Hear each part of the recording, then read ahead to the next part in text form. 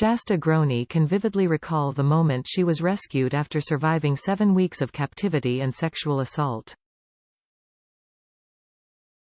It was 2005 and Groene, then 8, was recognized by customers and employees at a Denny's restaurant in Coeur, Idaho, after arriving with Joseph Edward Duncan, a registered sex offender from Fargo, North Dakota. The 42-year-old spent much of his life in prison and at one point, told a therapist that he estimated he had raped 13 younger boys by the time he was 16. The day before, he was telling me that he wanted to take me to North Dakota and meet his mom and family. Groene, now 25, told Fox News Digital. At that point, I was trying to earn his trust and make him believe that I didn't want to leave his side.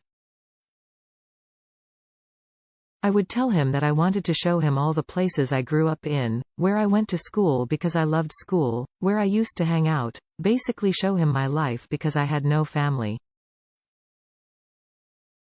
That made him feel good because he felt that I trusted him. He felt that he was learning about my life and getting to know a vulnerable part of me. I was just trying to manipulate him. He asked if I was hungry and told him not really, she continued. But he said, "Come on, we can go to Denny's and get a milkshake or something." I said okay. So we pulled in. I looked up and saw this guy. He looked at me, and I nodded my head. He nodded back. And I can tell from his eyes that he knew who I was. I was trying to tell him through my eyes, that it was me. This man, Nick Chapman, went to the waitress. She looked over at my table. She then came over to me and was trying to talk to me, giving me a coloring book and keeping me busy. All of a sudden, she brought the milkshakes out and said she was going to get me a little paper crown. She ran back, and that's when I saw the police. The officer walked up behind her toward our table. He asked me who I was. I told him that my name was Katie. Joseph Duncan told me, "It's okay, you can tell him." That's when I said, "My name is Shasta." The cop then grabbed Joseph Duncan and handcuffed him right away. The story of Duncan and his horrifying crimes are the subject of the 2-hour, Season 6 premiere of People magazine Investigates, airing Monday night on Investigation Discovery, ID. The true crime series explores some of the most shocking cases across the country and how they were solved. It features interviews with survivors, loved ones of victims, investigators and other experts associated to the stories being told. Groene witnessed the night that Duncan sneaked into her family's home in Wolf Lodge, Idaho, and murdered her mother, stepfather and one of her brothers. She and her other brother were kidnapped by Duncan. Her sibling was later killed. Groene has attempted to stay out of the spotlight for 17 years but was compelled to come forward for the special. "For a long time, I wasn't in a place where I felt confident enough to speak out," she explained. "I wasn't ready. But by the time we began filming, I was in a really good headspace." Joseph Duncan had passed away, and it almost felt like a new start for me. I felt like I suddenly woke up and said, "I want to help others with my story."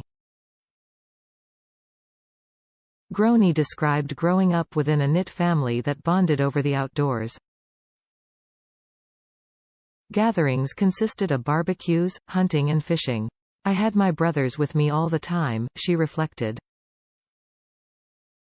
"And that's exactly how I wanted it to be. I always wanted to be with them. I was the youngest and the only girl. I was the little sister my brothers protected. And my mom made sure that the family was always together." Duncan's most violent string of crimes occurred in May 2005, when he was driving across the Idaho Panhandle on Interstate 90 and spotted 2 children playing in their swimsuits in the yard of a home to the freeway. He pulled off the road and started surveillance of the home.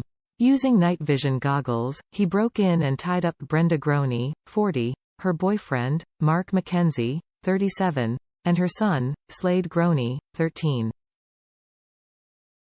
Then he beat them to death with a hammer.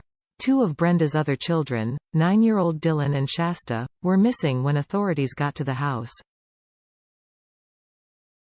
Duncan had taken the children into the wilds of western Montana, where he tortured and abused them for weeks before killing Dylan. "I honestly have no idea what gave me strength or hope," Groene admitted. "But there was something inside of me that was pushing me to say or do certain things to be on Joseph Duncan's good side and earn his trust. I believe that was my mom's spirit guiding me. She wanted me to get out safe and alive. I felt like I was getting help from her spiritually. But there were times when I really thought, how long am I going to be alive?" Groene said that following her rescue, she struggled to put the pieces of her life back together. She described missing a whole year of school because her father didn't think it was safe. Cameras would flock to her home as they attempted to get every detail of her harrowing journey. Rumors and speculation surrounding the Groene family intensified, leaving the little girl helpless in trying to protect her family's memory. The appointments with counselors were constant, along with the many meetings involving attorneys and investigators. "It felt weird being in a house with my dad and his girlfriend with none of my brothers," she said. "I was just so alone. He was a truck driver, so it was very seldom that we saw him. But that's how he paid the bills. I also became really sensitive about my weight and the things that I ate. I think it was a way to punish myself. I developed an eating disorder at a very young age. If I ate, I made myself throw up. I then started self-harming. I was hiding a lot from my dad. And then he got throat cancer. He almost died from it. So much has happened that I never fully got to heal. There was also the survivor's guilt. I had promised my brother, Dylan, that I would make sure that we got out alive," said Groene. "I carried so much guilt because he didn't live, and I did. I felt like it should have been the other way around. I handled all of that in very unhealthy ways. I started drinking at age 13, smoking marijuana and hanging out with older people. I was trying to numb everything. And there was a possibility that my dad might die. I didn't know what to do. Today, Groene is a mother to 4 sons under the age of 6. She has a 5th due in August. Her life consists of play dates, walking her dog at a local park and working as a supervising housekeeper at a nearby hotel. She described her life as a healthy chaotic as she continues in her recovery from the trauma.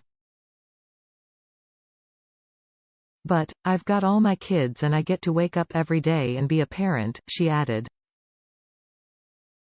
Following Duncan's conviction, he was extradited to Southern California to be tried for the death of 10-year-old Anthony Martinez of Riverside County in 1997. Duncan was linked by DNA to the killing. He pleaded guilty and received a sentence of life in prison. In 2021, Duncan died of brain cancer while serving multiple life sentences on federal death row. He was 58. "When I got the call, I just cried and held my baby," she said. "I thought of my mom, my family. But after that first week, I felt, okay, now we can start to live our lives without feeling like we're being held down by something or somebody." Groene hopes that in sharing her story, others who have suffered from trauma will be empowered to never give up as they rebuild their lives. "There were so many times in my life where I gave up on certain things," she said. "Looking back on them today, I wish I never did. I'd probably be a lot further in my life than I am now, even though I am far. But I didn't know how to heal. I didn't know how to grieve. I do think it's important to start the grieving and healing process. Otherwise, you'll just keep living your life, not realizing that there are parts of you that are falling behind. It's okay to struggle in your life, but it's the resiliency that matters. Stephanie Nolasco covers entertainment at Fox News. Calm.